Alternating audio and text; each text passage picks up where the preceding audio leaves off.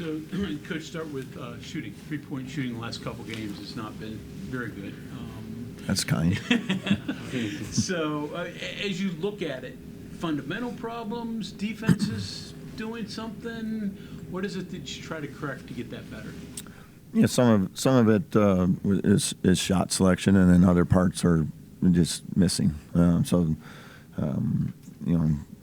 Like we've told our guys, like you got JP, Amani, some of those looks are great looks that hey, we just got to keep shooting them and knock them down. So from a confidence standpoint, we got to continue to take those and hopefully make them at a higher rate. We just had a bad week shooting for sure, but not sidestepping your question, but it ultimately still was about our defense. On a night, both of those nights where we didn't shoot it well, our defense wasn't what it has been either. Like that was our main issue, was those breakdowns defensively. So on a night where we weren't shooting it well, we couldn't keep up, and that hurt us in both of those. Defensively, that was going wrong. We got a little bit too isolated, I guess you'd put it, where we got a little spread out, and guys were on islands too much, and we had been really good at that previously. Like we went back and watched, kind of our last 5 games of every made basket, and then there was some glaring things that were taking place in our last 2 games that weren't happening in the previous game. So we just got to get back to some fundamentals there that had slipped, and get a little more connected as a whole defense instead of just one-on-ones. Our guys they're playing hard. It just we just weren't as connected. You don't want to accept that, obviously, but is that kind of common? You get a stretch or a couple of games where things that you were doing well then don't work for a little bit, and then you get back on track?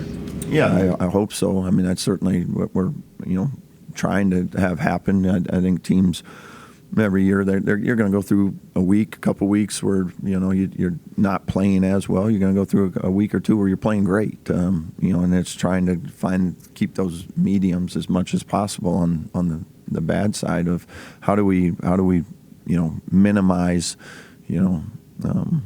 bad shooting night or whatever it may be. How do you minimize, maybe just don't have it that night so that as often as you can. But we know we had a bad week. They understand that, but like I told them, you can't let a previous loss affect the next one or the next one and the next one. So we got to continue to stay with it, stay confident, and play to that. This is a high-level analysis, but it's clear that teams are putting multiple guys on small and trying to get the ball out of his hand and have other people score. How do you work Javon through that, the frustrations of having those waves of guys come at him? Yeah, for us, it's trying to get him off the ball some, where we still need him with the ball in his hands and making plays. But as you mentioned, they're going to bring 2 guys to the ball. Now one side of that is when they bring 2 to the ball, we have a numbers game on the backside of it. So if we get it out of there, which we have, that's where some of those 3-point opportunities come. You get it out, make that one extra pass, you're shooting a wide open 3. That's just a matter of making them, and then we're going to do that.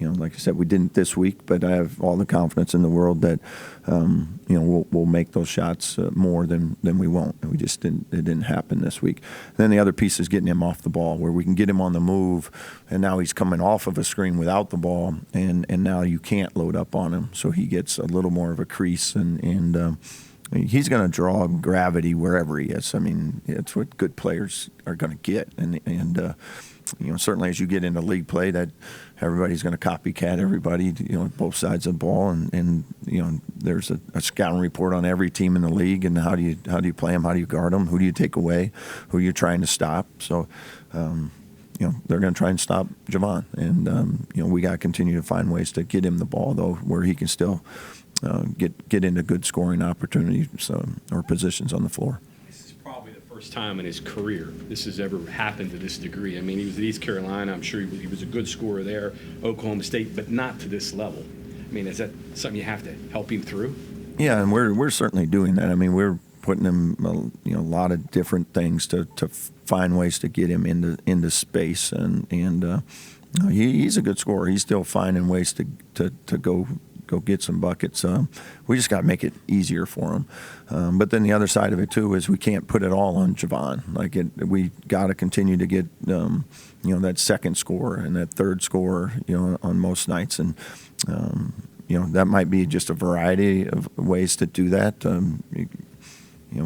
Guys playing to their strengths. How do we get them in the best spots possible? But at the end of the day, when he gets rid of the ball, we got to make plays outside of that.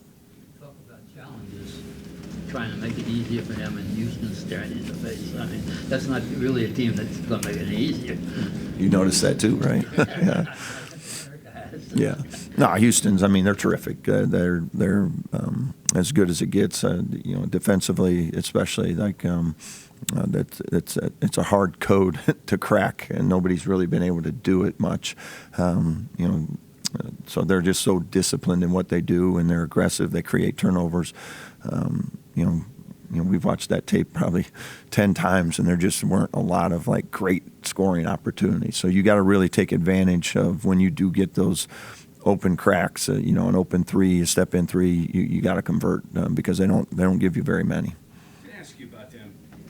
Is interchangeable a good word for them? I mean, you look at them; they're all about the same. The bigs are about 6'8". They're all athletic. They all play hard. The guards are within the same range.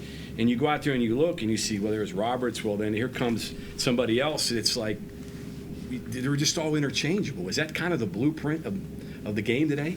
Yeah, they have great, just across the board, both offensively and defensively, of just versatility. And then they go to the bench, and then they have another guy that comes in, and he can 6'8", 6'9", can run, jump, shoot, whatever it may be.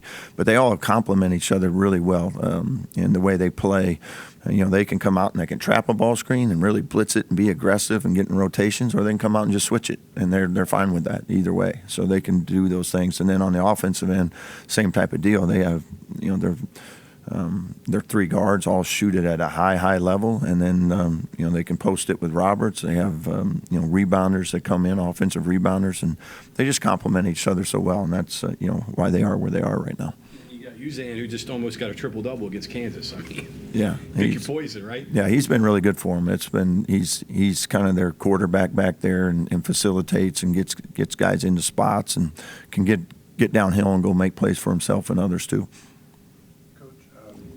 Sharp has been a consistent shooter for him. Crier's been a pretty consistent scorer and shooter for him. When you kind of break down your Big 12 games so far, Houston's really been the only team that's really attacked you and won from the three-point range. Is it just because those guys can just really shoot the ball, or did they do something that night in particular that maybe, confounded things? Mm-hmm. Yeah, they're good. I mean, they've got good players. The thing about our game with them last time was there are some things you got to choose. Roberts is posting. You try to play him one-on-one like we did early, and he goes 8 for 10 in the first half. You come and I think we came and doubled him twice, and they hit threes on both possessions. So they put you in tough spots there. But where you really get in trouble is like live ball turnovers, offensive rebounds, kickouts, and that's where they're elite at it. So you have to minimize that. And then in our game with them last time, we made, I think, 5 or 6 mistakes of, they just went under a ball screen or whatever, and they made us pay on every single one of them. And they can do that to you. So minimizing those type of mistakes, but minimizing the mistakes on the offensive end where you're not giving them turnovers and they're getting transition threes, because they got, I think it was 3 or 4 of those in that game as well. So that's a strength of theirs that you have to try to take away. But some of it's the opposite of where you think you got to take it away. It's more take care of the ball so they don't get into those spots.